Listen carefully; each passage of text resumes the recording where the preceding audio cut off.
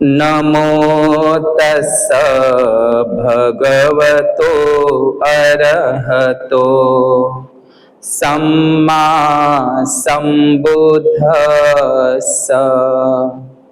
नमो तस्स भगवतो अरहतो सम्मा सम्बुद्धस्स।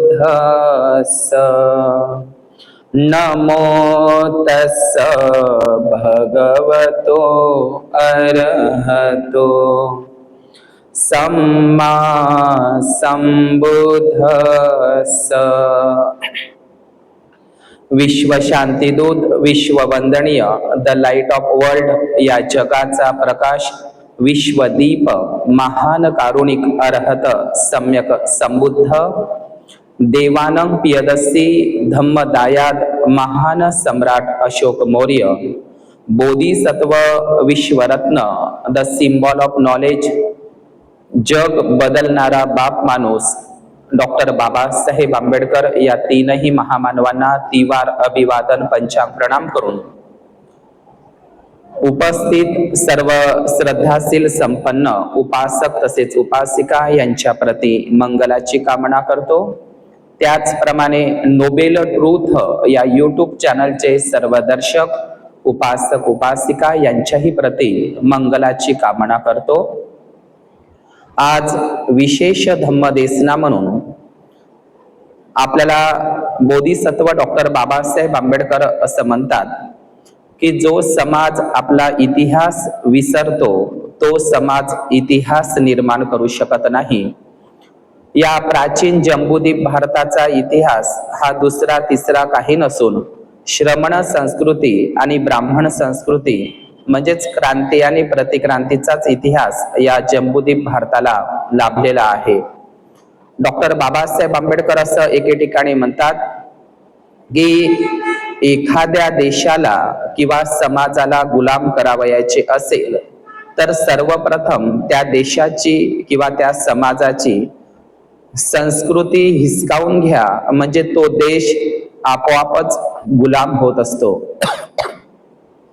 म्हणून या देशाचा जो इतिहास, जो क्रांती आणि प्रतिक्रांतीचा इतिहास आहे, हा जाणून घेत असताना आज विशेष धम्मदेसना म्हणून आपल्याला बुद्धाच्या कालखंडापासूनच आपल्याला माहित आहे की तथागत भगवान बुद्धांच्या समकाळामध्ये जे काही बुद्धिस्ट राजवंश होते, ज्या बौद्ध राजे महाराजांनी बौद्ध धम्माला राजाश्रय दिला, आपण बुद्ध वंदनेमध्ये म्हणत असतो राजा भवतो धम्मिको, राजा जर धम्मवान असेल तर प्रजा सुद्धा धम्मवान होत असते, यथा राजा तथा प्रजा। म्हणून बुद्धाच्या काळामध्ये बुद्धाचा धम्म, त्या बुद्धाच्या सद्धम्माचा प्रचार जगभर त्याचा प्रचार आणि प्रसार व्हावा यासाठी बुद्धाच्या समकाळामध्ये जे काही राजे महाराजे होते त्यांनी बुद्धाच्या धम्माचा स्वतः स्वीकार करून बुद्धाच्या सद्धम्माला राजाश्रय देऊन, धम्माश्रय देऊन त्याला जगभर नेण्याचं काम केलं। आणि म्हणून बुद्धाच्या काळामध्ये आपल्याला उदाहरण सांगता येईल की बुद्धाच्याच काळामध्ये जसे की राजा बिंबिसार असेल, राजा अजातशत्रू असेल, उदयन असेल, गांधार देशाचा राजा उकुसाती असेल किंवा चंड प्रज्योत राजा असेल किंवा बुद्धांच्याच कालखंडामध्ये राजा प्रसेनजित असेल, तर अशा अनेक राजे महाराजांचं उदाहरण देता येईल। नंतरच्या कालखंडामध्ये वैशालीचा काला अशोक राजा असेल, तर अशा अनेक राजे महाराजांनी बुद्धांच्याच समकाळामध्ये बुद्ध धम्माचा अंगीकार करून बुद्ध धम्माला जगभर पसरविण्याचं काम बुद्धाच्याच काळामध्ये राजे महाराजांनी आपल्याला केलेलं दिसतं। आणि म्हणून आज एक नवीन खुलासा म्हणून आपल्याला माहित आहे की आपण मौर्य राजवंश जो बुद्धिस्ट राजवंश आहे, या मौर्य घराण्याचे जे 10 मौर्य राजे होऊन गेले, जे 10 बुद्धिस्ट मौर्य राजे होऊन गेले, ज्यांचं बुद्ध धम्माच्या प्रचार आणि प्रसारामध्ये अत्यंत महत्वाचं योगदान आहे, ज्या 10 बुद्धिस्ट मौर्य राजांचं, आणि आपल्याला त्यानंतर माहित असेल की सम्राट कनिष्क राजा असेल शककुशानवंशी, किंवा सम्राट हर्षवर्धन असेल, आणि त्यातही सातवाहन जे नागराजे आहे बौद्ध सम्राट असेल, वाकाटक बौद्ध सम्राट असेल, पाल बौद्ध सम्राट असेल, किंवा गुप्त बौद्ध सम्राट असेल. तर अशा अनेक राजे महाराजांचे जर अभ्यासानुसार जर अभ्यासाअंती जर बघितलं तर या प्राचीन जम्बूद्वीप भारतामध्ये 250 ते 300च्या वर जे राजवंश झाले आहे. मी आकडा सांगत आहो, 250 ते 300च्या वर जे काही राजवंश झालेले आहे या प्राचीन जम्बूद्वीपामध्ये, ही सर्वच राजवंश बुद्धिस्ट राजवंश होते. त्याचा इतिहास दिवस म्हणजे हळूहळू का असे ना तो जगासमोर येत आहे.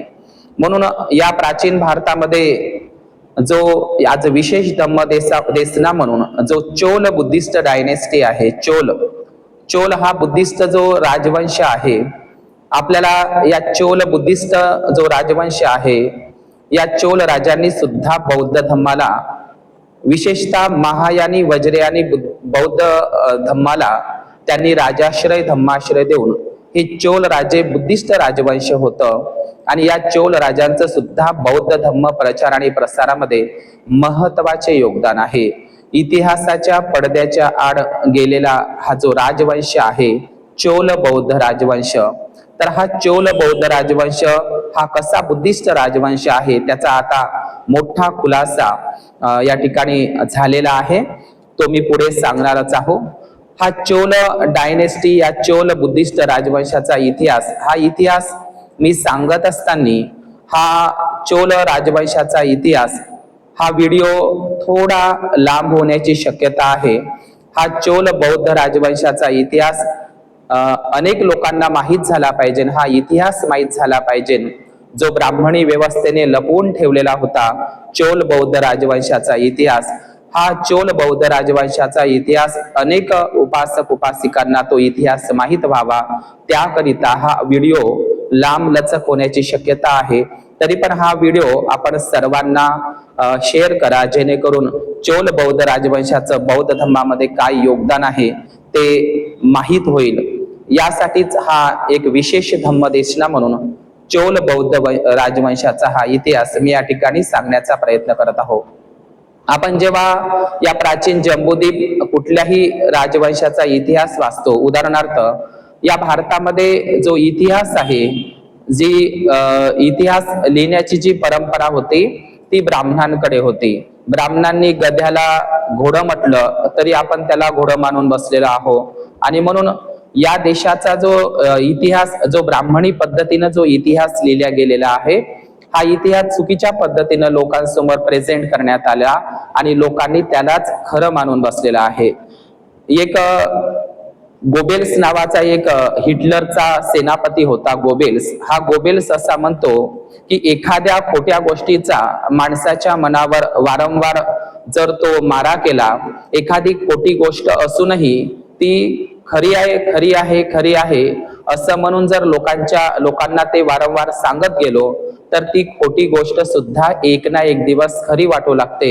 आणि या प्राचीन भारतामध्ये सुद्धा ही गोबेल्स नीती या ठिकाणी, ही ब्राह्मण गोबेल्स नीती या ठिकाणी मोठ्या पद्धतीने काम करताना दिसते. म्हणून आपण जेव्हा उदाहरण पाहतो की सम्राट अशोकाच्या संदर्भात काय सांगितलं जातं की सम्राट अशोक हे सुद्धा शैव वैदिक पंथाला मानणारे होते. चंद्रगुप्त मौर्यांचे जे धर्मगुरु होते, ज्या चंद्रगुप्त मौर्यांच्या म्हणजे नेतृत्वामध्येच चंद्रगुप्त मौर्यांनी अखंड भारत निर्माण केला होता. आणि म्हणून चाणक्य जर झाले नसते, हा चाणक्य ब्राह्मण कौटिल्य झाला नसता, तर चंद्रगुप्त मौर्य झाला नसता. चंद्रगुप्त मौर्याला मोठं करण्यामध्ये, त्याला अखंड भारताचं स्वप्नासाठी प्रेरित करणारा जर कोण असेल तर हा चंद्रगुप्त मौर्य आहे. म्हणून हे चाणक्य, हे कौटिल्य, हे चाणक्य नावाचं खोटं पात्र, काल्पनिक पात्र तयार करण्यात आलेलं आहे.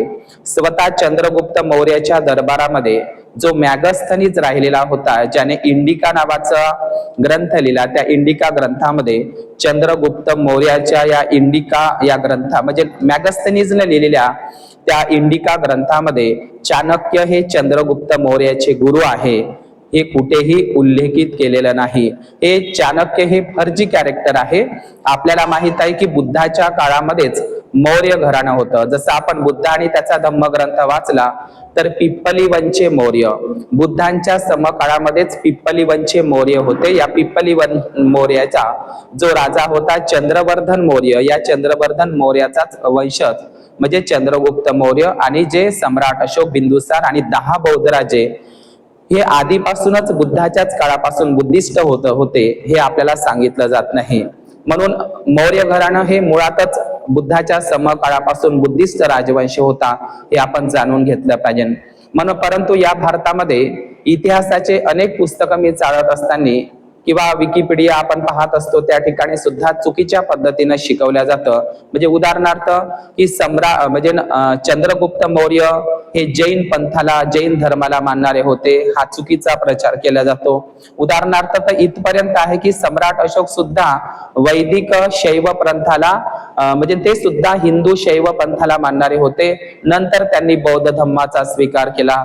उलट सम्राट हर्षवर्धन सारख्या राजा यांच्या संदर्भात इतिहासामध्ये सांगितलं जातं की सम्राट हर्षवर्धन हा सुद्धा वैदिक शैव पंथाला मानणारा होता सुरुवातीला, आणि नंतर त्यांनी बौद्ध धम्माला राजाश्रय दिला, बौद्ध धम्माचा स्वीकार केला. आणि सम्राट कनिष्क हे सुद्धा वैदिक शैव पंथाला, हिंदू शैव पंथाला मानणारे होते. नंतर त्यांनी बौद्ध धम्माचा स्वीकार केला. पाल बौद्ध राजवंश असेल किंवा गुप्त बौद्ध राजवंश असेल किंवा पल्लव बौद्ध राजवंश असेल तर हे राजे सुद्धा वैदिक हिंदू शैव पंथाला मानणारे होते सुरुवातीला. नंतर त्यांनी बौद्ध धम्माचा स्वीकार केला. आह साळुंके सारखे जे लेखक आहे तर आह साळुंके सारखे लेखक सुद्धा म्हणजे भूमिपुत्र गौतम, सर्वोत्तम भूमिपुत्र गौतम या पुस्तकामध्ये आह साळुंके सारखे लोक सुद्धा असं लिहितात की सम्राट कनिष्क आणि सम्राट हर्षवर्धन हे सुरुवातीला ते शैव पंथ, हिंदू शैव पंथाला मानणारे होते. नंतर त्यांनी बौद्ध धम्माचा स्वीकार केला. तर हा खोटा इतिहास आपल्यापर्यंत येत आहे. उदाहरणार्थ आपण हे लक्षात घेतलं पाहिजे की या प्राचीन जम्बूद्वीप भारतामध्ये 300च्या वर जे राजवंश, नागवंश होऊन गेले ते सर्वच्या सर्व बुद्धिस्ट आहे. दुसरी गोष्ट, या भारतामध्ये जेवढे काही बौद्ध राजवंश होऊन गेले, नागवंश होऊन गेले, हे सर्व बुद्धिस्ट तर होते, परंतु केवळ सम्राट अशोकांना सोडून, म्हणजे सम्राट अशोक हे फक्त थेरावादी पंथाला मानणारे होते. आणि आपल्याला माहित आहे की नंतरच्या कालखंडामध्ये अनेक 18 पंथ, उपपंथ, बौद्ध पंथ, बौद्धांच्या वेगवेगळ्या शाखा निर्माण झाल्या. तर आपण सर्वप्रथम लक्षात घेतलं पाहिजे की सम्राट अशोक हे थेरावादी पंथाला मानणारे होते, म्हणजे हिनयान ज्याला आपण म्हणत असतो. परंतु सम्राट अशोकाला सोडून बाकी भारतामध्ये जेवढे काही बौद्ध राजवंश, नागवंश होऊन गेले ते सर्वच्या सर्व महायान, वज्रयान पंथाला मानणारे होते. हे आपण सर्वप्रथम लक्षात घेतलं पाहिजे. फक्त आणि फक्त सम्राट अशोक हेच सुद्धा हिनयान स्थविरवादी होते. बाकी सर्व प्राचीन जम्बूद्वीपातील बौद्ध राजवंश, नागवंश हे महायान, वज्रयान संप्रदायाला मानणारे होते. त्याच्यातच सम्राट कनिष्क आहे. मग त्या बुद्धाच्या सोबतच बोधिसत्वाच्या अनेक अवधारणा, कल्पना या भारतामध्ये निर्माण झालेल्या आहे. तर आपण हे सर्वप्रथम लक्षात घेतलं पाहिजे. या भारतामध्ये विशेषतः महाराष्ट्र आणि साऊथ इंडियामध्ये जे सातवाहन राजवंश होऊन गेला आहे, तर सातवाहन राजवंशाच्या संदर्भातही अफवा पसरवली जाते की सातवाहन राजवंश हे ब्राह्मण राजवंश होते. तर सातवाहन राजवंश जर ब्राह्मण राजवंश असते तर त्यांनी कुठलं तरी कृष्णाचं, रामाचं, विष्णूचं किंवा कृष्णाचं कुठलं तरी मंदिर बांधलं असतं. परंतु या भारतामध्ये सातवाहनांनी एक तरी हिंदूचं, शिवाचं मंदिर बांधलेलं नाही. सातवाहन राजांनी आणि त्यांच्या सोबत महाक्षत्रप राजांनी सर्वच्या सर्व बौद्ध लेण्या आणि बौद्ध स्तूप आणि बौद्ध विहारच बांधलेले आहे. त्याचे उल्लेख भारतामध्ये सापडतात. या सातवाहनांचेच मांडलिक आणि जे सातवाहनांच्या समकाळामध्ये होऊन गेलेले जे वाकाटक राजवंश आहे, या वाकाटक राजवंशाच्या संदर्भात सुद्धा एक अपप्रचार केला जातो की हे वैदिक शैव पंथाला मानणारे होते आणि ते ब्राह्मण होते. या वाकाटक घराण्याचा राजा जो हरिसेन आहे, त्याचा महामंत्री वराहसेन आहे, हे वैदिक, ब्राह्मणी, वैष्णव, शैव पंथाला, हिंदू पंथाला मानणारे होते. नंतर त्यांनी बौद्ध धम्माला बौद्ध धम्माचा स्वीकार केला, ही खोटी गोष्ट आहे. वाकाटक राजवंश जर हा नागवंश होता, वाकाटक राजवंश, तर वाकाटक राजे जर वैदिक ब्राह्मण धर्माला शैव पंथाला मानणारे असते तर वाकाटक राजांनी कुठलं तरी रामाचं, कृष्णाचं, देवीचं, कुठल्या तरी शिवाचं, शैवाचं ब्राह्मण मंदिर निर्माण केलं असतं. परंतु वाकाटकांच्या आपल्याला 16, 17 आणि 18 नंबरच्या अजंठा वेरूळच्या असेल किंवा घटोत्कचच्या कितीतरी वाकाटक बौद्ध राजवंशांनी, नागवंशांनी बौद्ध लेण्याच बांधलेले आहे आणि बौद्ध स्तूपांचं सुद्धा रिकन्स्ट्रक्शनचं काम त्यांनी केलेलं आहे. या भारतामध्ये आपल्याला माहित असेल की जो बोधी धर्म, ज्यांनी मार्शल आर्ट ही चायना देशामध्ये जाऊन सर्वप्रथम बौद्ध धर्माचा प्रचार प्रसार तसा काश्यप मातंग भिक्खूने केला होता पहिल्यांदा. नंतर जे बोधी धर्म नावाचे भिक्खू आहे, मार्शल आर्ट ज्यांनी चायनाला, संपूर्ण बौद्ध राष्ट्राला, जगाला दिलेले आहे, जे शाओलिन टेम्पल मध्ये जातात चायनामध्ये. तर हे बोधी धम्मन या भारतामध्ये जे काही तामिळनाडू आहे, या तामिळनाडू मधले जा पल्लव राजवंश आहे, तर हे पल्लव राजवंश सुद्धा बुद्धिस्ट राजवंश आहे. याच पल्लव राजवंशाचा बोधी धर्मन भिक्खू होतो, हे आपण लक्षात घेतलं पाहिजे. परंतु पल्लव राजवंशाला सुद्धा हिंदू वैदिक ब्राह्मण त्याचं ब्राह्मणीकरण, विकृतीकरण, दैवतीकरण करण्यात येत आहे. त्याचप्रमाणे आपण पाहिलं असेल की सातवाहनांच्या काळामध्ये जे महाक्षत्रप जे राजवंश होता, उदाहरणार्थ गुजरातमध्ये गिरनार जुनागड आहे, जिथे त्यांचा अभिलेख आहे. सम्राट अशोकांचा सर्वात मोठा शिलालेख अभिलेख हा गुजरातला गिरनार जुनागडला आहे. सम्राट अशोकाच्याच शिलालेखांवर जी जागा शिल्लक उरली होती त्याच्यावर महाक्षत्रप रुद्रदामन, या महाक्षत्रप रुद्रदामन हे क्षत्रप राजे सुद्धा बुद्धिस्ट राजे होते.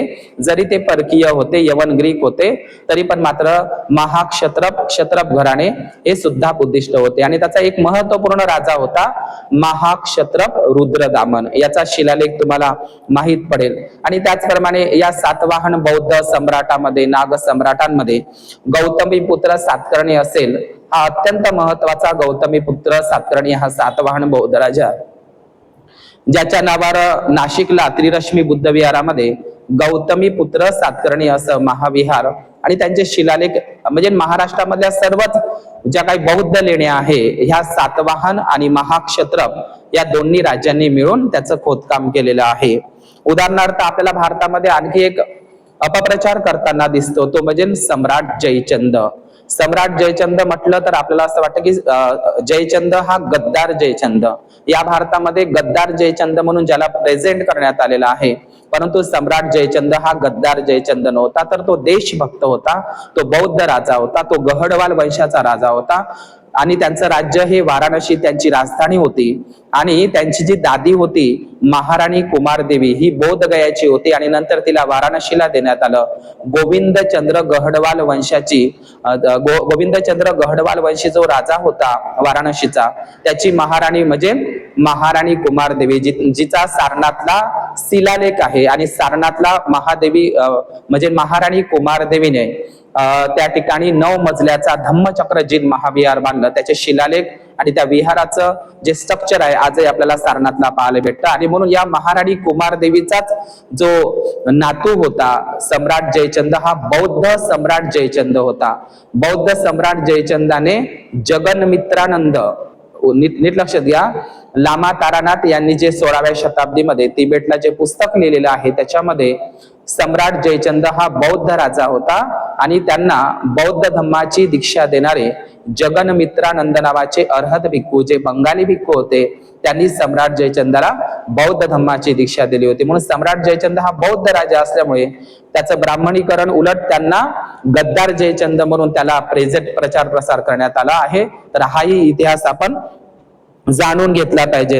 आणि मी तर हे बौद्ध राजांची गोष्ट सांगत आहोत, परंतु आपल्याला माहित आहे की छत्रपती शिवाजी महाराज असेल आणि छत्रपती संभाजी महाराज असेल, यांना सुद्धा गोब्राह्मण म्हणजे गोब्राह्मण प्रतिपालक म्हणजे जे गो ब्राह्मण प्रतिपालक म्हणजे त्यांना सुद्धा म्हणजे छत्रपती संभाजी महाराज आणि छत्रपती शिवाजी महाराज यांचं सुद्धा ब्राह्मणीकरण किंवा ते सुद्धा गो ब्राह्मण प्रतिपालक होते, ते हिंदवी स्वराज्याचे संस्थापक होते, त्यांनी हिंदू धर्माचं हिंदवी स्वराज्याचं स्वप्न बघितलं होतं? अजिबात नाही.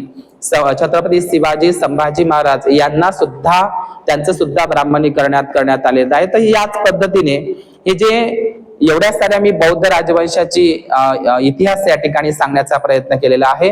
तर आपल्याला माहित असलं पाहिजे की चोल बौद्ध राजवंश, तर हा जो चोल बौद्ध राजवंश हा विशेषतः केरळ, तामिळनाडू आणि पॉडिचेरी म्हणजे दक्षिण भारतामध्ये विशेषतः त्यांची राजसत्ता होती. पुन्हा सांगतो, तामिळनाडू, केरळ आणि जो केंद्रशासित प्रदेश आहे पॉडिचेरी या आणि जावा, कंबोडिया पर्यंत, सुमात्रा पर्यंत, इंडोनेशिया पर्यंत आणि काही अंशतः श्रीलंकेपर्यंत या चोल बौद्ध राजवंशांनी बौद्ध धर्माचा म्हणजे विशेषतः महायान वज्रयान बौद्ध पंथाचा मोठ्या प्रमाणात प्रचार प्रसार केलेला होता. ते बुद्ध आणि बोधिसत्वाच्या संकल्पना म्हणजे बोधिसत्व अवलोकितेश्वर, ज्यालाच बोधिसत्व महेश्वर म्हणतात. तर हे बोधिसत्व महेश्वर, बोधिसत्व अवलोकितेश्वर, तर बोधिसत्व आणि म्हणजे जे बुद्ध आहे या पंथाला, ते महायान वज्रयान पंथाला विशेषतः त्यांनी राजाश्रय दिलेला होता चोल बौद्ध राजवंशाने. आणि चोल बौद्ध राजवंशाचा आता इतिहास जगासमोर आलेला आहे. याच वर्षीला जे मोदी म्हणतो, जो मोदी, या मोदीने नेदरलँड मध्ये गेल्याच्या नंतर त्यांनी त्या ठिकाणी जे काही 24 कॉपर प्लेट होत्या, तांब्याच्या प्लेटा होत्या, त्या कॉपर तांब्याच्या 24 प्लेटा ज्या कांशाच्या रिंग न बांधलेल्या होत्या, 24 कॉपर पेट्या, ज्या कॉपर जे प्लेट होत्या त्या भारताकडे आणलेल्या आहे. आणि त्याच्यामध्ये चोल हे बुद्धिस्ट राजवंश आहे हे आता जगासमोर हे उघड झालेलं आहे. म्हणून चोल हे बौद्ध राजवंश आहे, ते शैव पंथाला किंवा हिंदू वैदिक पंथाला मानणार नव्हतं. हा खूप मोठं षडयंत्र आपल्या समोर आजपर्यंत लपून ठेवलेलं आहे.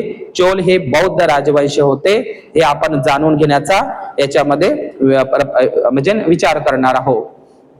तर सर्वप्रथम जर आपण चोल राजवंशाचा इतिहास पाहिला तर सम्राट अशोकाचा म्हणजे चोल राजवंश केव्हापासून होता, म्हणजे तो 10व्या, 11व्या, 12व्या, 13व्या, 14व्या शताब्दी पर्यंत होता का? तर त्याचे सर्वप्रथम अभिलेख गुजरातमध्ये सम्राट अशोकाचा एक शिलालेख आहे. गिरनारला, जुनागडला सम्राट अशोकाचा सगळ्यात मोठा शिलालेख म्हणून त्याला ओळखलं जातं. चोल बौद्ध राजवंश म्हणजे चोल घराणे हे सम्राट अशोकाच्या मौर्य काळामध्येच होते. म्हणजे सम्राट अशोकाचे ते मित्र राष्ट्र होते, शेजारी राज्य होते. म्हणजे सम्राट अशोकाचा जेव्हा जम्बूद्वीप जो बौद्ध राष्ट्र होता, तर त्यावेळी सुद्धा छोटे छोटे जे राजे जे मांडलिक म्हणून काम करत होते, मित्र राजे म्हणून सम्राट अशोकाचे, ते सुद्धा बुद्धिस्ट होते. तर सम्राट अशोकाचा गिरनारला, जुनागडला, गुजरातला जो शिलालेख आहे त्याच्यामध्ये चोल राजवंशाचा इतिहास आहे.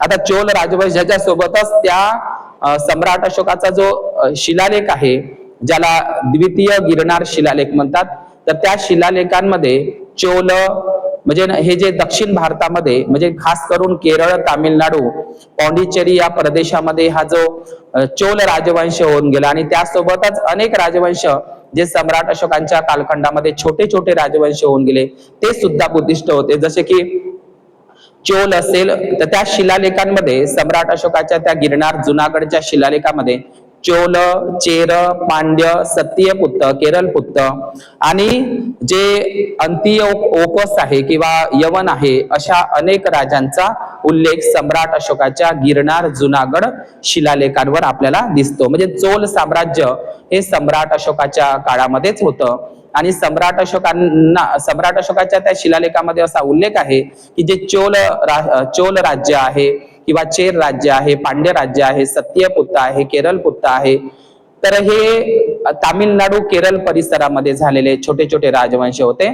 तर सम्राट अशोकांनी त्या गिरनारच्या शिलालेखामध्ये असा उल्लेख केलेला आहे की या चोल राज्यामध्ये, चेर राज्यामध्ये, पांड्य राज्यामध्ये, सत्यपुत्र आणि केरलपुत्र राज्यामध्ये तिथे सुद्धा पशु चिकित्सा आणि मनुष्य चिकित्सा निर्माण करण्यात यावी, तिथं त्या ठिकाणी विहिरी खोदण्यात यावा असा शिलालेखांमध्ये आदेश आहे. आणि हे सम्राट अशोकाच्या काळामध्ये छोटे छोटे राजे होते, पण ते सुद्धा बुद्धिस्ट राजे होते। याचाच अर्थ मौर्य सम्राट अशोकाच्या कालखंडापासूनच चोल घराणं, चोल राजवंश होता, तर ते सीमित प्रमाणात होता। नंतर 11व्या 10व्या 11व्या 12व्या 13व्या शताब्दीपर्यंत चोल साम्राज्य हे भारतामध्ये विस्तृत प्रमाणामध्ये त्याचा एक वाढ झालेली आपण पाहत असतो। आणि म्हणून चोल हे सम्राट अशोकाच्या काळामध्ये एक मित्र राज्य होते आणि ते सीमावर्ती प्रदेशामध्ये राहत होते। म्हणजे चोल राजवंशाचा इतिहास आपल्याला सम्राट अशोकाच्या शिलालेखांमध्ये, गिरनारच्या शिलालेखांमध्ये सर्वप्रथम पाली प्राकृत धम्म लिपीमध्ये सापडतात। म्हणून सम्राट अशोकाच्या काळापासूनच चोल घराणं होतं, पण ते कमी प्रमाणात राजे होते, त्यांचं विस्तारीकरण झालं नव्हतं। आणि चोल हे मौर्य अशोकाच्या काळापासूनच बौद्ध राजे होते, त्यांनी बौद्ध धर्मालाच राजाश्रय दिलेला होता, हे आपण बघितलं पाहिजे। त्याचसोबत या गिरनार शिलालेखावर महाक्षत्रप रुद्रदामन यांचा सुद्धा उल्लेख आहे, कारण ते सुद्धा बुद्धिस्ट राजे होते। त्याचप्रमाणे सम्राट अशोकाचा जो गिरनार शिलालेख आहे, द्वितीय शिलालेख, तर त्याच्यावर स्कंदगुप्त नावाचा जो गुप्त राजा आहे त्यांचाही शिलालेख, म्हणजे एकाच वेळी सम्राट अशोकाचा जो गिरनारचा शिलालेख आहे गुजरातचा, त्याच्यावर सम्राट अशोकाचाही शिलालेख आहे, महाक्षत्रप रुद्रदामनचाही शिलालेख आहे त्याच दगडांवर, आणि त्याच दगडांवर स्कंदगुप्त राजाचा सुद्धा शिलालेख आहे। आणि हे तीनही घराणे बौद्ध डायनस्टी, बौद्ध राजवंश होते। याच म्हणजे चंद्रगुप्त मौर्य यांनी पहिल्यांदा जी सुदर्शन झील गिरनार जुनागड गुजरातला निर्माण केली होती, सुदर्शन झील, तर त्या सुदर्शन झीलचं पुढे अधिकाधिक त्याचं रिकन्स्ट्रक्शन किंवा त्याचं अधिकाधिक उद्धार करण्याचं काम सम्राट अशोकांनी आणि नंतर स्कंदगुप्त राजांनी आणि महाक्षत्रप रुद्रदामन राजांनी या सुदर्शन झीलला त्याचं विस्तारीकरण केलेलं आपल्याला दिसतं। आताच आपल्याला एक मुद्दा दिसलेला आहे भोजशाला, म्हणजे या भारतामध्ये बुद्धाचं विहार ते बावरी बौद्ध महाविहार असून त्याच्यावर राम मंदिर उभं करण्यात आलं। अलीकडेच पाहिलं की आपण 2-4 दिवसाचीच खबर आहे की राम मंदिरामध्ये 700 कोटी दान पेटीतले चोरीला गेले। आणि दुसरी गोष्ट म्हणजे स्वतः ते बावरी बौद्ध महाविहार होतं प्राचीन अयोध्येचं, प्राचीन जुनं नाव साकेतचं होतं, त्याच्यावर राम मंदिर उभं करण्यात आलं। आणि आता तर त्या मध्य प्रदेशामध्ये जो धार जिल्हा आहे, त्या धार जिल्ह्यामध्ये जे काही भोजशाला प्रकरण चालू आहे, तिथे म्हणजे मस्जिद होती, तर ते वास्तविक पाहता ते भोजशाला हे बौद्ध आहे। गुर्जर प्रतिहार हे जे राजे होते हे बुद्धिस्ट राजे होते, परंतु ते वज्रयान महायान या शाखेला मानणारे होते, त्याच्यामुळे त्यांनी सुद्धा बौद्ध धर्माचा प्रचार केला। तर जे भोजशाला जे आता ब्राह्मणवादी राज्य असल्यामुळे भोजशाळा त्यांच्या कब्जामध्ये आलेली आहे, परंतु आपल्या कारले भाजेच्या लेण्या असेल किंवा लेण्याद्रीची अष्टविनायक लेणी असेल, कितीतरी बौद्ध लेण्यांवर आणि प्राचीन बौद्ध विहार आणि महाबोधी महाविहाराचं तर प्रकरण माहितच आहे, ते आजही त्याला न्याय भेटत नाही। परंतु भोजशाला जे बौद्ध प्लेस असून तिथे सुद्धा हिंदूंना ब्राह्मणांना लगेच न्याय मिळालेला आहे, हे आपण अलीकडेच पाहिलेलं आहे। तर भोजशाला म्हणजे काय, तर या भारतामध्ये गोव्यामध्ये भोज नावाचा एक राजवंश होता। दुसरी गोष्ट, आपण महाराष्ट्रामध्ये रायगड जिल्ह्यामध्ये जी कुडा बुद्ध लेणी आहे, त्या कुडा बुद्ध लेणीमध्ये महाभोज आणि बेडसे बौद्ध लेणीमध्ये सुद्धा महाभोज हा शब्द आलेला आहे। महाभोज हे जे बौद्ध अमात्य होते त्यांना एक पदवी होती, एक विशेषण लावल्या जात होतं। आणि भोज हा शब्द आपल्याला म्हणून तो भोजशाला नसून ते बोधशाला होतं, ज्याच्यावर आता ब्राह्मणांनी दावा ठोकलेला आहे आणि ते केस जिंकलेले आहे, तर ते भोजशाला नसून ती बोधशाला होती। आपल्याला माहित आहे बुद्धाच्या काळामध्ये जे गिलान साला राहायचे औषधालय भिक्खूंचं, किंवा वैशालीला जे महावनामध्ये बुद्धाच्याच काळामध्ये कुटागारशाला, जशी दलाई लामाने हिमाचल प्रदेशमध्ये धम्मशाला, तर धम्मशाला, कुटागरशाला, भोजशाला, बौद्धशाला हे सर्व बुद्धिस्ट शब्द आहे ना, तर आपल्याला हे सर्व या शब्दांवरूनच आपल्याला ते ओळखता येतं। तर म्हणून या चोल राजवंशाचा आणखी विस्तृत इतिहास जर जाणून घेण्याचा प्रयत्न केला तर आपल्याला माहित आहे की तामिळनाडूमध्ये जे महाकाव्य प्रसिद्ध झालेले आहे ते म्हणजे मणिमेखलाई किंवा कुंडल केशी, तर किंवा शिल्पदीकरण, तर तामिळनाडूमधले जे काही महाकाव्य आहे बौद्ध महाकाव्य, त्याच्यापैकी अत्यंत महत्वाचं तामिळ बौद्ध महाकाव्य आहे ते म्हणजे मणिमेखलाई। तर मणिमेखलाई कोण आहे, तर मणिमेखलाई ही बौद्ध भिक्खुनीचं नाव आहे मणिमेखलाई। आणि या मणिमेखलाईची जी आई असते माधवी, तर ही माधवी सुद्धा एक भिक्खुनी असते। माधवी भिक्खूची आणि मणिमेखलाई भिक्खुनीची आणि कोलवनची कहाणी म्हणजे मणिमेकलाई. तर या मणिमेकलाई ग्रंथामध्ये सुद्धा चोल बौद्ध राजांचा उल्लेख आलेला आहे.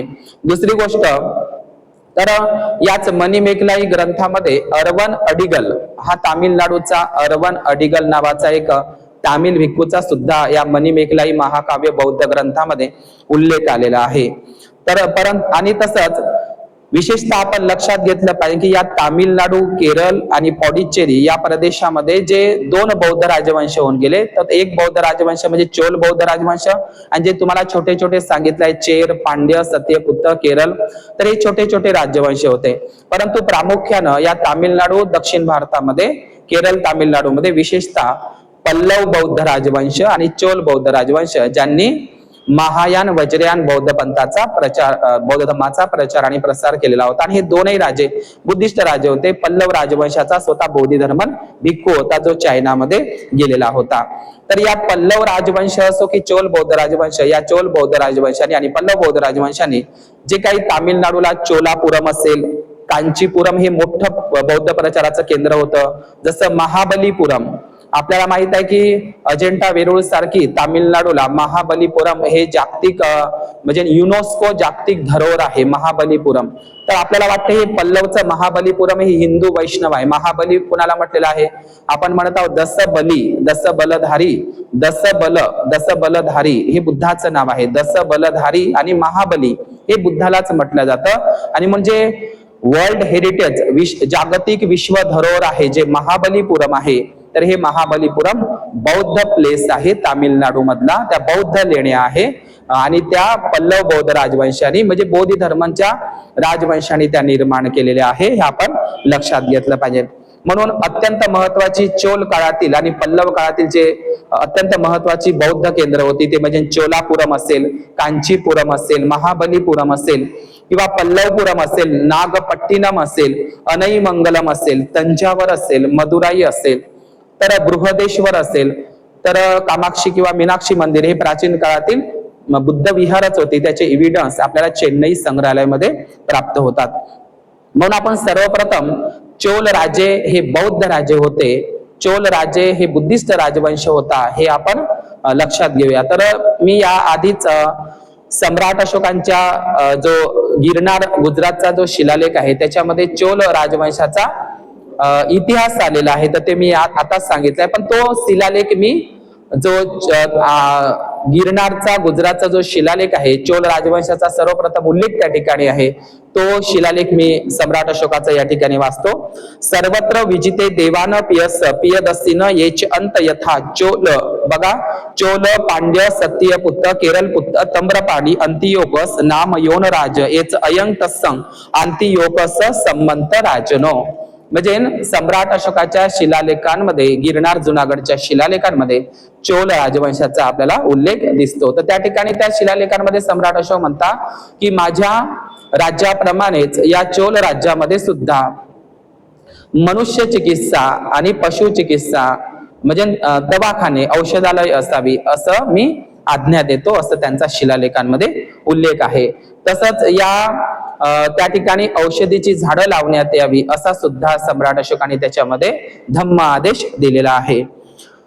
या महाराष्ट्रामध्ये राहत असताना चोल हे बुद्धिस्ट राजवंश आहे हे आपण तर लक्षात घेतलंच पाहिजे आणि हे लोकांना सुद्धा सांगण्याचा प्रयत्न करा की चोल बौद्ध राजवंशाचा खूप मोठा योगदान आहे बौद्ध धम्म प्रचार आणि प्रसारामध्ये. तर महाराष्ट्रामध्ये आपण जर बघितलं तर महाराष्ट्रामध्ये रायगड जिल्ह्यामध्ये चोल नावाचं एक प्राचीन व्यापारी बंदर सुद्धा, म्हणजे महाराष्ट्रामध्ये रायगड जिल्ह्यामध्ये एक प्राचीन व्यापारी जे बंदर आहे त्या बंदराचं नाव चोल बंदर हे आपल्याला रायगड महाराष्ट्रामध्ये दिसतं आणि ते एक ऐतिहासिक बंदर आहे. म्हणजे चोल या शब्दाचा इतका प्रचार होता की महाराष्ट्रामध्ये रायगड जिल्ह्यामध्ये विशेषतः चोल नावाचं एक प्राचीन ऐतिहासिक बंदर आजही आहे ज्या ठिकाणी बौद्ध धर्माचा प्रचार प्रसार झालेला दिसतो. स्वतः युआन शॉंग म्हणजे या चोल बंदराचा उल्लेख कान्हेरीची जी बुद्धलेणी आहे, मुंबईला जी जगप्रसिद्ध कान्हेरी बुद्धलेणी आहे त्या कान्हेरी बुद्धलेणीच्या 130 नंबरच्या बुद्धलेणीमध्ये चोल बंदराचा, प्राचीन चोल बंदराचा उल्लेख आलेला आहे. आणि म्हणून चोलकालीन बौद्ध भिक्खूंनी ज्यांची नावं मी घेत आहोत, जे मणिमेखलाई या बौद्ध ग्रंथामध्ये आलेले आहे, तामिळ महाकाव्यामध्ये. तर चोल काळामध्ये जे अत्यंत प्रसिद्ध आणि विद्वान भिक्खू होऊन गेले चोल बुद्धिस्ट कालखंडामध्ये, ते म्हणजे माधवी नावाची भिक्खुनी किंवा मणिमेखलाई नावाची भिक्खुनी, जी कांचीपुरमला म्हणजे आजच्या कांजीवरमला, जसाच अरवन अडिगल नावाचा भिक्खू जो, किंवा इलम बोधियार नावाचे भिक्खू, किंवा नागगुत्तनर, किंवा ज्यांनी कुंडलकेशी नावाचं महाकाव्य लिहिलं आहे तामिळला, जसंच बुद्ध दत्त, बोधिधर्मन नावाचा जो भिक्खू आहे तो सुद्धा कांचीवरमचाच होता, जो चायनामध्ये जातो, मार्शल कराटे शिकवतो, जगाला मार्शल कराटेची शिकवण देत असतो. तर हा बोधिधर्म सुद्धा पल्लव राजवंशाचा आहे आणि तो बौद्ध राजवंशाचा आहे. त्याचप्रमाणे दिगनाग असेल, धम्मकीर्ती असेल, बुद्धघोष असेल, किंवा बोधिरुची असेल, किंवा वज्रबोधी असेल, किंवा मणिमेखलाई नावाची भिक्खुणी असेल, किंवा मग माधवी नावाची भिक्खुणी असेल, तर हे सर्व प्रसिद्ध भिक्खू हे म्हणजे दक्षिण भारतामध्ये, विशेषतः तामिळनाडू, केरळ परिसरामध्ये त्यांनी मोठ्या प्रमाणामध्ये प्रचार प्रसार केलेला आहे. त्यासोबतच या चोल राज्यामध्ये चेल असेल, चोर असेल, पांड्य असेल, यांनी सुद्धा बौद्ध धम्माचा राजाश्रय घेऊन त्यांनी बौद्ध धम्माचा प्रचार प्रसार केला आणि त्यांनी सुद्धा मोठमोठी बुद्ध विहार आणि बुद्ध मूर्त्या निर्माण करण्याचं काम चोल, चेर, पांड्य या अनेक दक्षिण भारतातील छोट्या राज्यांनी सुद्धा केलेलं होतं. आणि हे चोल असेल, पल्लव असेल, चेर असेल, पांड्य असेल, केरळ पुत्त असेल, सत्यपुत्त असेल, हे सर्व जे राजे होते हे महायान वज्रयान बौद्ध पंथाला मानणारे होते, हे आपण लक्षात घेतलं पाहिजे. आणि या महायान, वज्रयान, तंत्रयान, मंत्रयान, सहजान, कालचक्रयान, हे जे आपण 18 उपपंथ पाहत असतो, किंवा त्यापेक्षाही जास्त, किंवा 84 सिद्धनाथ पंथापर्यंत आपण पाहत असतो. तर परंतु हे जे महायान वज्रयान पंथ होता तो विशेषतः बुद्धासोबतच बोधिसत्वाच्या संकल्पनेला सुद्धा मानणारा होता. जसा की हे जे चोल राजे होते किंवा हे पल्लव राजे होते, सम्राट अशोकाला सोडून भारतातील सर्वच बौद्ध राजे, हे बौद्ध राजे बोधिसत्व अवलोकितेश्वर असेल, बोधिसत्व नीलकंठ असेल, बोधिसत्व अमिताभ असेल, बोधिसत्व मंजुश्री असेल, तारा असेल, लोकेश्वर असेल, प्रज्ञापारमिता असेल, हे सर्व लोक, वैरोचन असेल किंवा अक्षोभ्य असेल, अशा बुद्ध आणि बोधिसत्व, तर हे वज्रयानी महायानी बौद्ध राजे होते, हे आपण लक्षात घेतले पाहिजे. आणि या चोल राजवंशामध्ये, या चोल शासनामध्ये एकूण हे चोल शासन 9व्या शताब्दीपासून तर 14व्या शताब्दीपर्यंत हे चोल शासन, हा चोल राजवंश बौद्ध राजवंश होता. परंतु सम्राट अशोकाच्या काळामध्ये सुद्धा हा राजवंश होता, परंतु त्याचं विस्तारीकरण तितकंच झालेलं नव्हतं. आणि म्हणून सम्राट अशोकाच्या 3ऱ्या शताब्दीमध्येच चोल घराणं होतं, त्याची उत्पत्ती आपल्याला शिलालेखांमध्ये मी वाचूनच दाखवलेली आहे. आणि म्हणून या चोल घराण्याचा अत्यंत महत्वाचा जो राजा होऊन गेला तो म्हणजे राजा चोल आणि राजेंद्र चोल. आपण लक्षात घ्या, चोल घराण्याचा अत्यंत महान शासक ज्यांनी बौद्ध धर्माला संपूर्ण समर्पित झाला होता म्हणजे तो राजा चोल आणि राजेंद्र चोल, हे महत्वाचे राजे. आणि इतरही चोल राजे हे शैव पंथाला, वैदिक हिंदू पंथाला अजिबात मानणारे नव्हते, ते सर्वच्या सर्व चोल राजे हे बुद्धिस्ट राजे होते, हे आपण ध्यानात घेतलं पाहिजे. आणि म्हणून अलीकडेच या 2026 मध्ये म्हणजे मोदी हा नेदरलँडला जात असताना आपल्याला माहित आहे या भारतावर विशेषतः इंग्रज असेल, मुघल असेल, म्हणजे या भारतामध्ये 150 वर्षे इंग्रजांनी सत्ता केली. आपल्याला फक्त माहित आहे की 150 वर्षे इंग्रजांनी या भारतावर सत्ता केली, परंतु या भारतावर डच असेल, फ्रेंच असेल, पोर्तुगीज असेल, शक असेल, हुन असेल, पल्लव असेल, तर या लोकांनी किंवा मुघल असेल यांनी सुद्धा सत्ता केली. तर आपल्याला माहित आहे इंग्रजांच्या सोबतच डच आणि फ्रेंच लोक हे सुद्धा भारतावर, विशेषतः त्यांनी गोवा, कोकणमध्ये आणि इकडे तामिळनाडू, केरळमध्ये ज्यांनी आपली सत्ता निर्माण केली होती.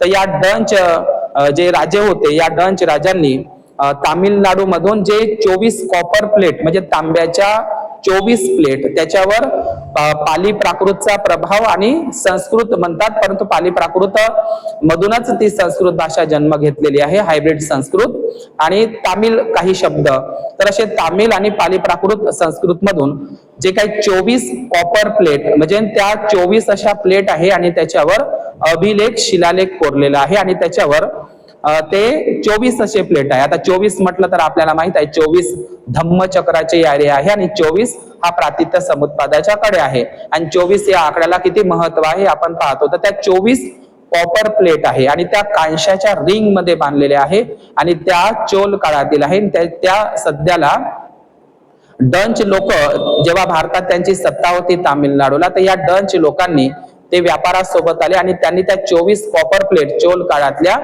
ज्या अभिलेख उल्लेखित आहे आणि त्या नेदरलँड देशामध्ये एक त्याला जे म्हणतो आपण लायडेन नावाचं एक पुस्तकालय आहे, लायब्ररी लायडेन.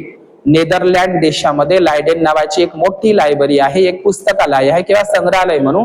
त्या संग्रहालयामध्ये अनईमंगलम कॉपर प्लेट, अनईमंगलम कॉपर प्लेट अशा 24 प्लेटा त्याच्यावर उल्लेख केलेला आहे की जो जावा सुमत्रा देशाचा जो श्रीविजय, म्हणजे बघा त्याच्यावर काय आलेले आहे, जावा सुमात्रा देशाचा जो श्रीविजय साम्राज्याचा बौद्ध राजा, हा बौद्ध राजा चोल राजांना असा संदेश देतात, कारण श्रीविजय राजे सुद्धा बुद्धिस्ट होते आणि चोल राजे सुद्धा बुद्धिस्ट होते.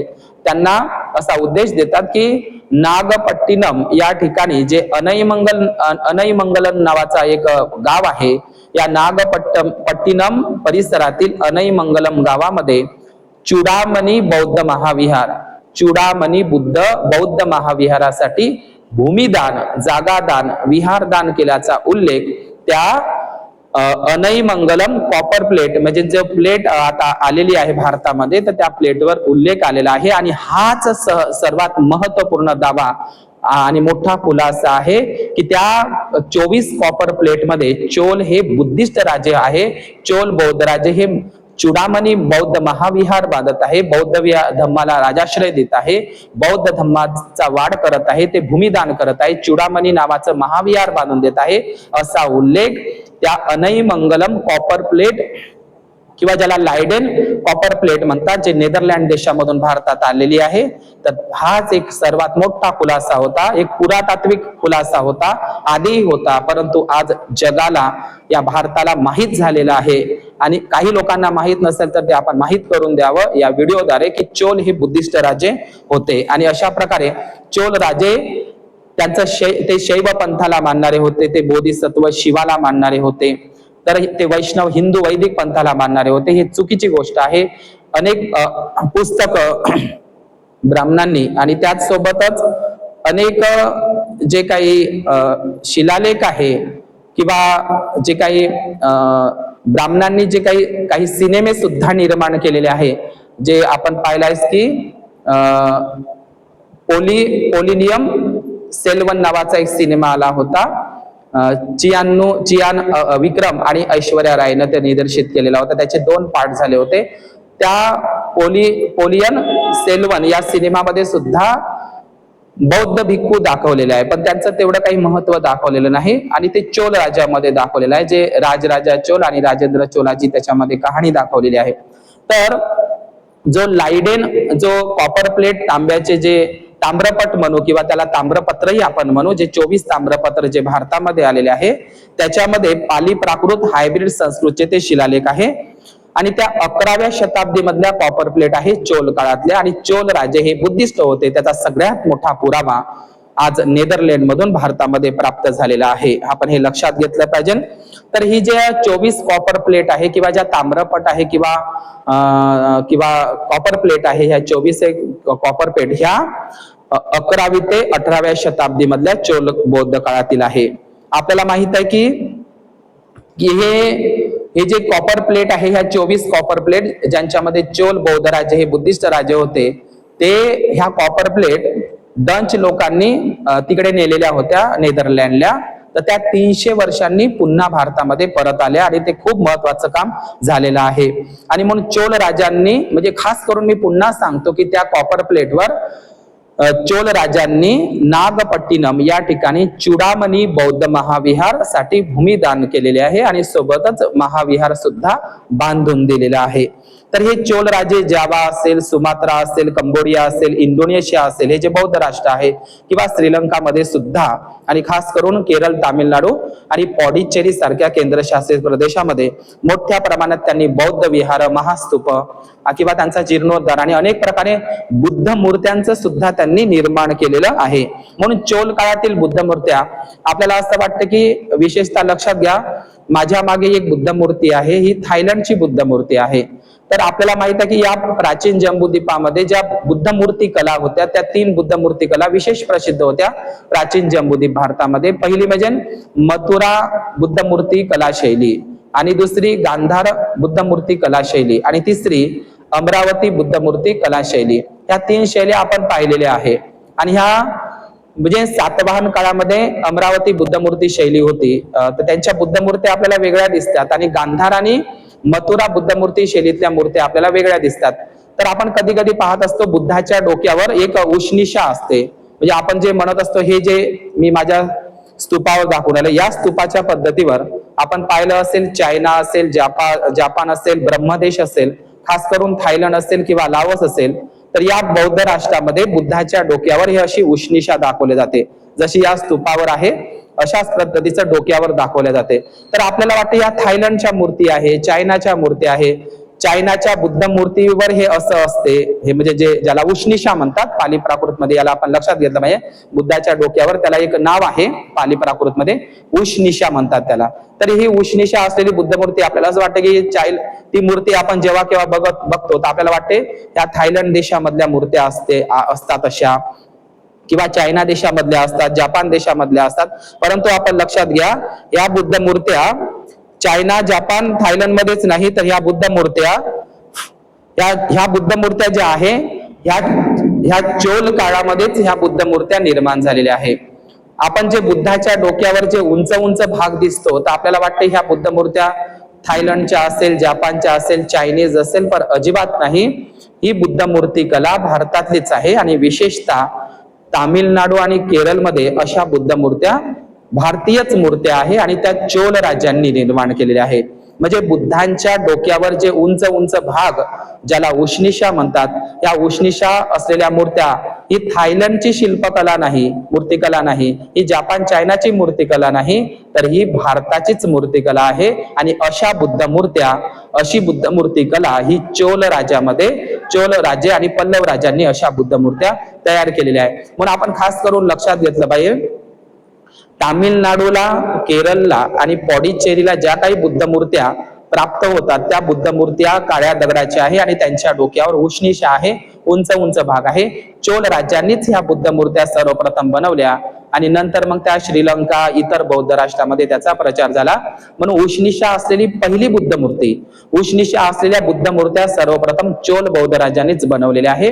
म्हणून तामिळनाडू, केरळमध्ये ज्या ज्या काही बुद्ध मूर्त्या उत्खननामध्ये जमिनीखाली प्राप्त होतात, त्या बुद्ध मूर्त्यांच्या डोक्यावर तुम्हाला उंच भाग म्हणजेच उष्णिशा आपल्याला पाहायला मिळतो, हे आपण लक्षात घेतलं पाहिजे. म्हणून ह्या बुद्ध मूर्त्याची एक वैशिष्ट्य म्हणजे तामिळनाडूचं कांचीपुरम असेल किंवा मग नागपट्टिनम असेल किंवा मग चेन्नई संग्रहालय असेल, तिथे जर तुम्ही गेले तर उष्णिशा असलेल्या बुद्ध मूर्त्या चोल काळातील आणि पल्लव काळातील आपल्याला दिसते.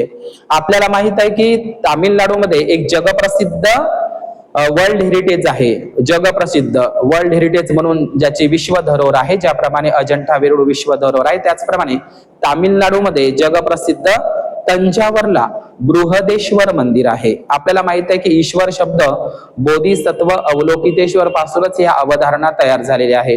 म्हणून बृहदेश्वर म्हणजे तामिळनाडूला तंजावर नावाचं शहर आहे आणि प्राचीन शहर, त्या तंजावर शहरामध्ये बृहदेश्वर नावाचं एक शिवमंदिर म्हणून ओळखलं जातं, जे जग प्रसिद्ध आहे.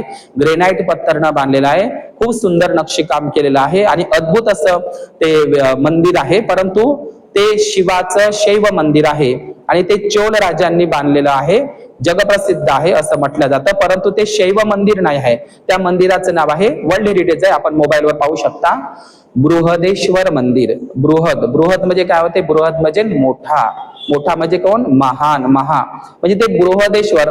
ज्याप्रमाणे महायानांमध्ये बोधिसत्व अवलोकितेश्वर आहे, त्याचप्रमाणे त्या मंदिराचं नाव बोधिसत्व बृहदेश्वर होतं. आणि बोधिसत्व बृहदेश्वर कोणाला म्हणतात, बोधिसत्व बृहदेश्वर कोणाला म्हणतात, तर बोधिसत्व अवलोकितेश्वराचंच नाव आहे बोधिसत्व बृहदेश्वर. नीट लक्ष द्या, बोधिसत्व अवलोकितेश्वराचंच नाव आहे बोधिसत्व बृहदेश्वर. बृहद म्हणजे मोठा, महान होत असते. या बोधिसत्व बृहदेश्वराचंच हे महायानी नाव, हे चोल राजे महायानी वज्रयानी असल्यामुळे या बोधिसत्व अवलोकितेश्वरालाच बोधिसत्व बृहदेश्वर म्हणतात. परंतु बृहदेश्वर तिथे शिवाला, शंकरजीला म्हटलेलं आहे. म्हणून तंजावरचं जे जगप्रसिद्ध तामिळनाडूचं मंदिर आहे बृहदेश्वर मंदिर, हे बृहदेश्वर मंदिर महायान, वज्रयान, बुद्धिस्ट आहे. आजही तुम्ही त्या तंजावरच्या बृहदेश्वर मंदिराला जर गेले तर त्या बृहदेश्वर मंदिरावर तुम्हाला बोधिसत्व अवलोकितेश्वर असेल, बोधिसत्व पद्मपाणी असेल, बोधिसत्व वैरोचन असेल, अक्षोभ असेल, एवढंच नाही, लाल बलुआ पत्थर मध्ये या बृहदेश्वराच्या तंजावरच्या मंदिरामध्ये बुद्धाची महापरिनिर्वाण मुद्रा, धम्मचक्र प्रवर्तन मुद्रा, तर्जनी मुद्रा, बोधिसत्व आणि बोधिसत्वाच्या मूर्त्या आहे, कीर्तिमुख आहे, किंवा यक्ष आहे, किन्नर आहे, द्वारपाल आहे, बोधिसत्व पद्मपाणी आहे, बोधिसत्व अवलोकितेश्वर आहे, चैत्य गवाक्ष आहे. एवढंच नाही, गोपुरम आहे, यक्ष आहे, किन्नर आहे, गंधर्व आहे. आणि बौद्ध धर्माचे जे प्रतीक आहे, कीर्तिमुख आहे, कीर्तिस्तंभ आहे, हे सर्व तुम्हाला चैत्य गवाक्ष आहे. एवढंच नाही तर त्या बृहदेश्वर मंदिरामध्ये, तंजावरमध्ये बुद्धाची आई महामाया देवीचं सुद्धा शिल्प आपल्याला तंजावरच्या बृहदेश्वर मंदिरामध्ये पाहायला मिळेल. आणि हे चोल राजांनी, राजराजा चोल आणि राजेंद्र पाल चोल राजांनी हे बृहदेश्वर मंदिर, महायान, वज्रयान हे बौद्ध विहार होतं. आता शैव पंथांनी त्यावर दावा ठोकलेला आहे आणि शिव मंदिर म्हणून त्या ठिकाणी शिवलिंग बसवलेलं आहे. तर अत्यंत महत्वाचं जे जगप्रसिद्ध मंदिर आहे, जे चोल बौद्ध राजांनी बांधलं आहे, ते म्हणजे तामिळनाडू मधलं, तंजावर मधलं ते म्हणजे बृहदेश्वर, जे प्राचीन महायान वज्रयान बुद्ध विहार, जे सध्या शिव मंदिर म्हणून प्रसिद्ध करण्यात आलेलं आहे. या चोल राज्यांनी तामिळनाडूला आणखी एक प्रसिद्ध मंदिर आहे, ते सुद्धा जगप्रसिद्ध मंदिरामध्ये येते, ते म्हणजे ऐरावतेश्वर, ज्याला, जे तामिळनाडूमध्ये आहे, ज्याला गंगाईकोंडा, म्हणजे गंगाईकोंडा चोलापुरमही म्हटलं जातं आणि त्याला ऐरावतेश्वर सुद्धा म्हटलं जातं. तर ऐरावतेश्वर म्हणजे हेच आहे, ते बोधिसत्व ऐरावतेश्वर. ऐरावत म्हणजे हत्ती होत असतो. आपण लक्षात घ्या, ऐरावत या शब्दाचा अर्थ हत्ती होत असतो आणि हत्तीचा बुद्धाच्या जन्माशी, बौद्ध धर्माशी संबंध आहे, ते प्रतीक म्हणून आहे बौद्ध धर्मातलं. तर त्याचे जे ऐरावतेश्वर मंदिर आहे, जे चोल राजांनी, राजराजा चोल आणि राजेंद्र चोल या बौद्ध राजांनी, चोल राजांनी बांधलेलं आहे. तर अत्यंत दुसरं जगप्रसिद्ध मंदिर म्हणजे तामिळनाडूचं, ते म्हणजे ऐरावतेश्वर मंदिर. इतकं सुंदर मंदिर आहे आणि त्या ठिकाणी सुद्धा बोधिसत्व अवलोकितेश्वर, बुद्धाची आई महामाया हिचंही शिल्प आहे. आणि विशेषतः तुम्ही मोबाईल मध्ये सर्च करून पाहिलं तर ह्या ऐरावतेश्वर मंदिरामध्ये बुद्धाचे जे 32 लक्षणं आहेत, तुम्ही माप मोजून बघा, बुद्धाचे 32 लक्षणं असलेला 32 आर्याचे चक्र, 32 आर्याचे धम्मचक्र तुम्हाला ऐरावतेश्वर मंदिरामध्ये दिसेल. आणि हत्ती आहे, चैत्य गवाक्ष आहे, गोपुरम आहे, महामाया आहे, कीर्तिमुख आहे, द्वारपाल आहे, यक्ष आहे आणि बोधिसत्व अवलोकितेश्वर आहे, अमिताभ आहे, द्वारपाल आहे, अशा आणि 5, इतकंच नाही तर 5 ध्यानी बुद्धाच्या मूर्त्या सुद्धा ऐरावतेश्वर या तामिळनाडूच्या चोलापुरमच्या मंदिरामध्ये आहे. 5 ध्यानी मूर्ती सुद्धा त्या ठिकाणी आपल्याला दिसतात. याच ऐरावतेश्वर ज्या चोल राजाने बांधलेला आहे, त्याच्यामध्ये कमलासन बुद्ध मूर्ती म्हणजे कमळाच्या आसनावर बसलेली तर्जनी मुद्रा सुद्धा आपल्याला, बुद्ध आणि बोधिसत्वाच्या मूर्त्या, अनेक जातक कथांची दृश्य, बृहदेश्वर म्हणजे अनेक जातक कथांचे दृश्य, बुद्ध, बोधिसत्व आणि बौद्ध शिल्पकला, वास्तुकला, स्थापत्य कलेचा प्रभाव आपल्याला त्या ऐरावतेश्वर आणि बृहदेश्वर या चोल राजांच्या बौद्ध विहारांमध्ये दिसतात. वास्तविक पाहता ते महायान, वज्रयानी बौद्ध विहार आहे. नंतर ते शिव मंदिर म्हणून आता प्रेझेंट करण्यात आलेलं आहे. ते शैव, विष्णू, हिंदू, ब्राह्मण धर्माचा काही संबंध नाही. ते महायान, वज्रयान आणि खास करून थोडाफार प्रमाणात शाक्त बौद्ध पंथाचा त्यावर सुद्धा थोडी आपल्याला परिणाम म्हणजे त्याच्यावर प्रभाव दिसतो. म्हणजे महायान, वज्रयान आणि जे शाक्त जो पंथ आहे बुद्धिस्ट पंथ, या शाक्त पंथाचा थोड्याफार प्रमाणात त्याच्यावर आपल्याला प्रभाव दिसतो. तर आपण जर बघितलं तर आजपर्यंत ज्या काही उष्णीशा असलेल्या चोल काळातील बुद्ध मूर्त्या आजही ते म्हणजे केरळ आणि तामिळनाडूमध्ये ज्या काही बुद्ध मिळतात त्या चोल काळातील आणि पल्लव काळातील आहे. पॉंडिचेरीला सुद्धा म्हणजे अजूनही खूप साऱ्या बुद्ध मूर्त्या तामिळनाडू आणि पल्लव मध्ये त्या जमिनींमध्ये आहेत, जर त्यांचं उत्खनन झालं तर प्राचीन बौद्ध स्थळाचं प्रामाणिकपणे. म्हणजे या अजूनपर्यंत सर्वेक्षणानुसार 170 ठिकाणी, म्हणजे सर्वेक्षणानुसार पुरातत्व विभागाच्या सर्वेक्षणानुसार 170 ठिकाणी तामिळनाडूला प्राचीन बौद्ध स्तूप, बौद्ध महाविहार हे चोल आणि पल्लव काळातील प्राप्त झालेले आहे. त्यामध्ये म्हणजे कमीत कमी 300-350च्या वर बुद्धाच्या आणि बोधिसत्वाच्या मूर्त्या तामिळनाडूच्या उत्खननामधून प्राप्त झालेल्या आहेत. त्या चोल बौद्ध काळातील आणि पल्लव बौद्ध काळातील. त्या सध्या तुम्हाला चेन्नईमध्ये आणि नागपट्टिनम म्हणजे केरळ मधलं नागपट्टिनम हे प्राचीन काळातील बौद्ध धर्माचं मोठं केंद्र होतं. त्या ठिकाणी बुद्ध मूर्त्या आणि ते एक प्रकारे बंदरही होतं आणि त्या ठिकाणून व्यापारी मार्ग चालायचा आणि तिथूनच बौद्ध धर्माचा मोठ्या प्रमाणात प्रचार प्रसार झालेला आहे.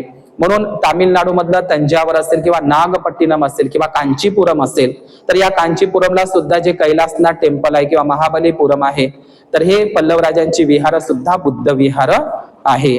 आणि म्हणून खास करून जो चोल घराण्याचा महत्वाचा राजा होऊन गेला तो म्हणजे चोल राजा, राजराजा महान किंवा मग मार विजय तुंग जे वर्मन आहे, मार विजय तुंग वर्मन किंवा श्री विजयम किंवा केदारम किंवा तर ह्या राजांनी जावा असेल, मलय द्वीप असेल, सुमात्रा असेल, कंबोडिया, श्रीलंकेपर्यंत त्यांनी राज्य केलेलं होतं.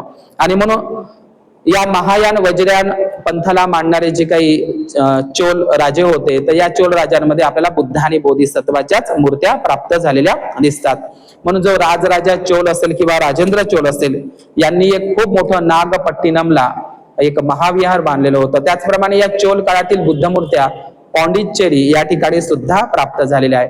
विशेषतः तामिळनाडूमध्ये जे पल्लव बौद्ध राजवंश होऊन गेला, त्यांचं एक विहार आहे कांचीपुरम. म्हणजे पल्लव राजांची एक राजधानी होती आणि त्या ठिकाणी कांचीपुरम, या कांचीपुरमला कैलासनाथ प्राचीन मंदिर आहे. तर ते कैलासनाथ प्राचीन मंदिर पल्लव राजांनी बांधलेलं आहे आणि त्या कैलासनाथ मंदिरावर सुद्धा तुम्हाला बुद्धाच्या, बोधिसत्वाच्या मूर्त्या तुम्हाला दिसतात, तुम्ही जर बघितलं तर. त्याचप्रमाणे या तामिळनाडूमध्ये जे काही मीनाक्षी मंदिर आहे, जे मीनाक्षी मंदिर, तर या मीनाक्षी मंदिरामध्ये भगवान बुद्धांची 7 फुटाची बुद्ध मूर्ती प्राप्त झालेली होती. मीनाक्षी मंदिर जे तामिळनाडूला आहे, उभी बुद्धाची मूर्ती 7 फुटाची, जी सध्या चेन्नई संग्रहालयामध्ये ठेवलेली आहे. त्याचप्रमाणे तंजावरचं मदुराई असेल किंवा पद्मनाभ स्वामी मंदिर असेल, त्याचप्रमाणे तामिळनाडूमध्ये एकांबरेश्वर मंदिर असेल, तर या ठिकाणी सुद्धा हे प्राचीन बुद्ध म्हणजे तामिळनाडूमधलं मीनाक्षी मंदिर, कामाक्षी अम्मन मंदिर, तंजावर मंदिर, मदुराई मंदिर, कैलासनाथ मंदिर किंवा एकांबरेश्वर मंदिर, बृहदेश्वर मंदिर, चोलापुरम मंदिर, हे सर्वच प्राचीन बुद्ध विहार होती, पण त्याला आता शैव ब्राह्मण धर्मामध्ये परिवर्तित करण्यात आलेलं आहे. आणि म्हणून जे काही कामाक्षी अम्मन आहे किंवा धर्मराजा कोईल असेल, हे सर्वच्या सर्व प्राचीन बुद्ध विहार आज त्याचं ब्राह्मणीकरण झालेलं आहे. या तामिळनाडूमध्येच एक सित्तन वासल नावाची बौद्ध गुफा आहे, जी जैन गुफा आहे, परंतु त्याच्यावर पेंटिंग्स आपल्याला दिसतात. ज्याप्रमाणे अजंठा लेणीमध्ये आपल्याला पेंटिंग दिसते, तर त्याच प्रमाणची पेंटिंग आपल्याला सित्तन वासल ह्या जैन गुफा सुद्धा तामिळनाडूला आहे. त्याच्यावर सुद्धा ब्राह्मण लोकांनी कब्जा केलेला आहे. आणि आपल्याला माहित आहे की जगप्रसिद्ध महाबलीपुरम ह्या बौद्ध लेण्या आहे, अत्यंत जगप्रसिद्ध महाबलीपुरम. महाबलीपुरम हे बौद्ध स्थळ आहे, पल्लव राजांनी ते बांधलेलं आहे महाबलीपुरम ह्या लेण्या. आणि तुम्हाला मी यापूर्वीच सांगितलं आहे की पल्लव राजवंशाचा जो भिक्खू होता, महान भिक्खू बोधिधर्मन, हा पल्लव राजवंशाचा होता. आणि महाबलीपुरम हे हिंदू ब्राह्मण धर्माचं नाही, ते बुद्धिस्ट आहे. आणि महाबलीपुरम, महाबली कोणाला म्हणतात? दसबलधारी बुद्धाला म्हणतात. दसबलधारी, महाबलधारी, महाबली, दसबली हे बुद्धाचेच नाव आहे. आणि म्हणून तुम्ही महाबलीपुरमला जर गेले तर त्या महाबलीपुरमला सुद्धा दूध काढताना बोधिसत्व सिद्धार्थ गौतम हे दूध काढताना राजकुमाराच्या वेशामध्ये तुम्हाला शिल्पकलेमध्ये दिसतात.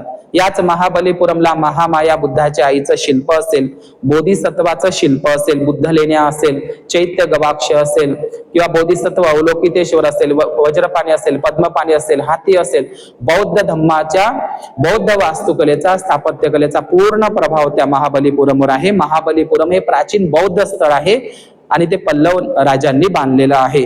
आणि म्हणून पल्लव राजामध्ये नरसिंह वर्मन असे बुद्धिस्ट नाव आहे.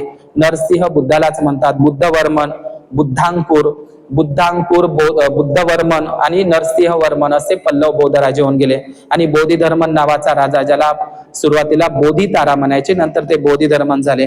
तर अशा प्रमाणे मदुराई तामिळनाडू मधलं मीनाक्षी मंदिर असेल, जिथं मीनाक्षी मंदिर जे मदुराईचं आहे त्याच्यावर सुद्धा ब्राह्मणीकरण झालेलं आहे, अतिक्रमण झालेलं आहे. तिथे सुद्धा बुद्धाची आई महामाया देवीचं शिल्प आहे. बुद्धाच्या आईला महामाया देवीलाच मीनाक्षी म्हणतात. आपल्याला माहित आहे मीन म्हणजे मासोळी होत असते आणि कोलीय लोक हे आपल्याला माहित आहे की मासेमारीशी कसा त्यांचा संबंध होता.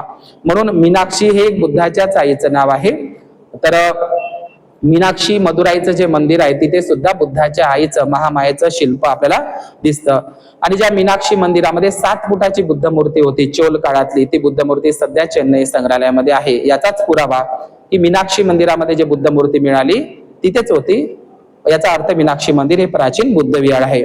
आपल्याला माहित आहे की जेव्हा आपल्याला तामिळनाडू आहे तर नटराज हे नटराज बोधिसत्व नटराज हे चोल काळामध्ये आहे. परंतु नटराजाला शिव म्हणून प्रचार करतात नटराजाला, पण चोल काळामध्ये जो काही नटराज झालेला आहे तो बोधिसत्व नटराज आहे. आणि ते बोधिसत्व अवलोकितेश्वराचंच एक रूप म्हणजे बोधिसत्व नटराज आहे, जे चोल काळामध्ये निर्माण झालेले आहे. म्हणजे बोधिसत्व जे नटराज म्हणून प्रसिद्ध केलं जातं, ह्या चोल काळातील बोधिसत्व नटराज आहे, बोधिसत्व अवलोकितेश्वर आहे, हे आपण लक्षात घेतलं पाहिजे. म्हणून तामिळनाडू मधलं कांचीपुरम असेल किंवा पुहरर असेल, कावेरी पट्टणम असेल, तंजावर असेल, नागपट्टणम असेल, मदुराई असेल, तर हे प्राचीन काळातील दक्षिण भारतातील तामिळनाडूतील मोठी केंद्र होती. त्याचप्रमाणे केंद्रशासित प्रदेश म्हणून अरियान कुप्पम, अरिया म्हणजे आर्य म्हणजे श्रेष्ठ, बुद्धाला श्रेष्ठ म्हणतात. अरियान कप्पन, अरिकमेडू म्हणजे अरिकमेडू, अरियान कप्प हे जे 10वी-12वी शताब्दी मधले जे पॉंडिचेरीला सुद्धा चोल काळातील बुद्ध मूर्ती प्राप्त झालेली आहे. त्या बुद्ध मूर्तीला काही लोक ब्रह्म ऋषी म्हणून पूजत आहे. पॉंडिचेरीला सुद्धा चोल काळांनी बुद्ध मूर्त्या बसवलेल्या होत्या.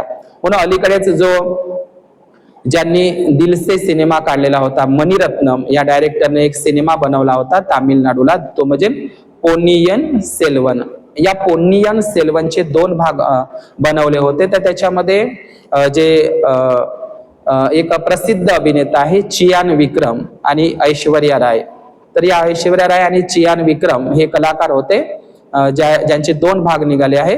पोनियन सेल्वन भाग 1 आणि भाग 2 असे एक दक्षिण भारतामध्ये सिनेमे निघाले होते. ते हिंदीमध्ये सुद्धा डबिंग करण्यात आले होते. त्याच्यामध्ये चोल राजे हे ब्राह्मण राजे होते, वैष्णव हिंदू धर्माला मानणारे राजे होते असं दाखवलेलं आहे. पण थोड्याफार प्रमाणात का असे ना, बौद्ध भिक्खू त्या ठिकाणी ज्या चोल राजांचा राज्याभिषेकाच्या वेळी राज्याभिषेक करून देताना किंवा राज्याभिषेकाच्या उपस्थितीमध्ये त्या सिनेमामध्ये बौद्ध भिक्खू दाखवलेले आहे. परंतु ते कमी प्रमाणात दाखवलेले आहे. पण चोल राजे हे पूर्णतः बुद्धिस्ट राजे होते आणि चोल राजांचा राज्याभिषेक बौद्ध पद्धतीने झालेला होता. चोल राजांचा राज्याभिषेक बौद्ध पद्धतीने झाला होता आणि बौद्ध भिक्खूंनी तो राज्याभिषेक करून दिला होता, हे आपण लक्षात घेतलं पाहिजे. म्हणून चोल हे बुद्धिस्ट राजे होते.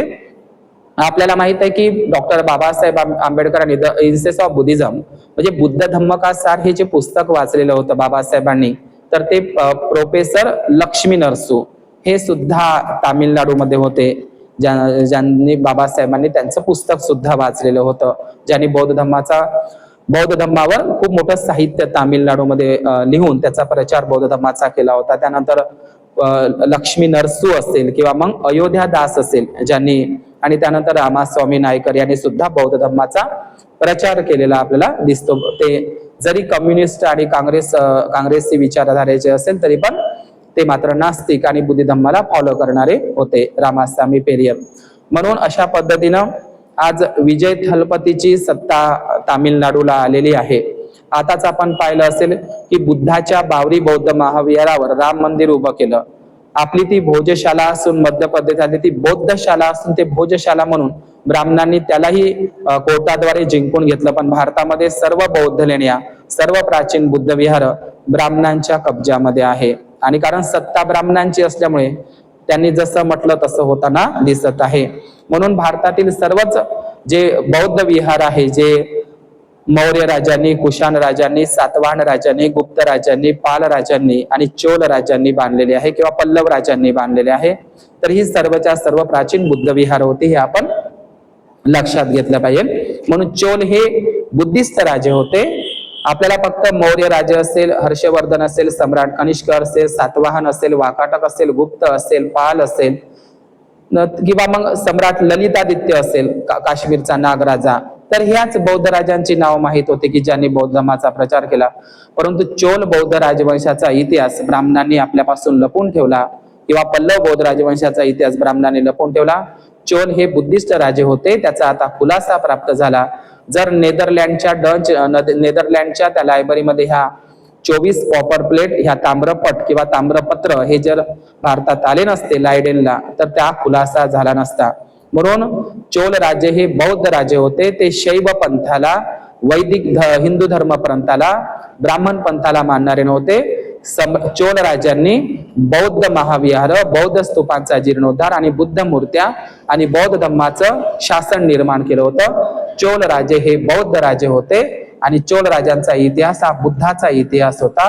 तो समतेचा आणि महान अशा बौद्ध धर्म संस्कृतीचा इतिहास होता. चोल हे शैवपंथीय नव्हते, त्यांचं ब्राह्मणीकरण करण्यात आलेलं आहे. मी तर असा इतिहास आता एक समोर आणत आहो की या भारतामध्ये 350च्या वर जे प्राचीन राजवंश, नागवंश होऊन गेले ते सर्वच्या सर्वच बौद्ध राजवंश होते. नंतर त्यांचं ब्राह्मणीकरण झालेलं आहे, हिंदुत्वकरण झालेलं आहे, हे आपण लक्षात घेतलं पाहिजे. या व्हिडिओ बनवण्याचा उद्देश हाच होता की चोल राजांच्या संदर्भात जो काही भ्रम होता, परंतु चोल राजांनी निर्माण केलेल्या बुद्ध मूर्त्या, चोल राजांनी बांधलेले विहार, त्याचे अवशेष, त्याचे पुरावे, त्याचे अभिलेख, शिलालेख, ताम्रपत्र आणि खास करून ह्या नेदरलँड देशामधून आलेला हा लायडेन ताम्रपत्र 24 कॉपर प्लेटचा, तर अशा पद्धतीनं हा एक मोठा खुलासा आहे की चोल हे बौद्ध राजवंश होतं आणि त्यांनी महान अशोकाप्रमाणेच बौद्ध धर्माचा प्रचार प्रसार केलेला होता. चोल राजे हे हिंदू राजे नव्हते, शैव राजेही नव्हते, ब्राह्मण राजेही नव्हते आणि वैदिक राजेही नव्हते. ते बुद्धिस्ट राजे होते. चोल राजांनी कुठलंही हिंदू मंदिर, बुद्ध मंदिर, शिव मंदिर बांधलेलं नाही. सर्व बुद्ध विहार आणि बुद्ध मूर्त्या चोल काळातील दिसतात. पण चोल राजांनी कुठेतरी कृष्ण, विष्णू मंदिर किंवा परंतु जे चोल राजांनी बांधलेले बुद्ध विहार होतं, पण त्याच्यावर आता शिव मंदिर म्हणून शिवलिंग बसवण्यात आली आणि ते शैव पंथाला मानणारे होते. परंतु आपण पुन्हा सांगतो की चोल राजे हे महायान, वज्रयान बौद्ध पंथाला मानणारे होते, हे आपण लक्षात घेतलं पाहिजे. हा व्हिडिओ जास्तीत जास्त लोकांना शेअर करा. नमो बुद्धाय आणि जय भीम. सर्वांनी साधू साधू म्हणा. साधू साधू साधू. सुखी हो, मंगल हो.